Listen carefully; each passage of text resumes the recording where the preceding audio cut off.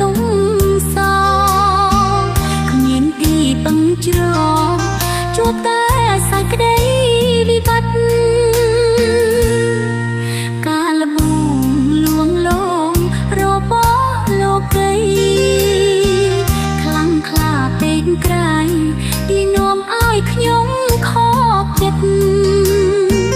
បើគ្មានត្រង់ទេបដល់ខ្ញុំពិត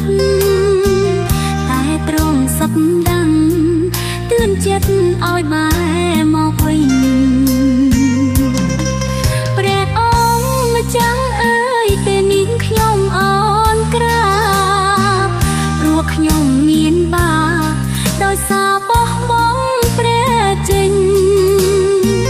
សូមប្រោះចិត្តរឹងឲ្យព្រ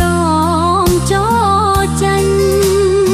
ប្រទានសាយក្តីស្រឡាញ់ស្មោះជាដរាខ្ញុំវិលមកវិញដោយចិត្តស្មោះសរសូមផ្ដល់អំណរកម្លាំងនិងចិត្តទន់ទាមខ្ញុំវិលរកព្រះយកឈ្នះផ្លូវបាសូមចូលអនក្រាបនៅទៀបឈើឆ្កាង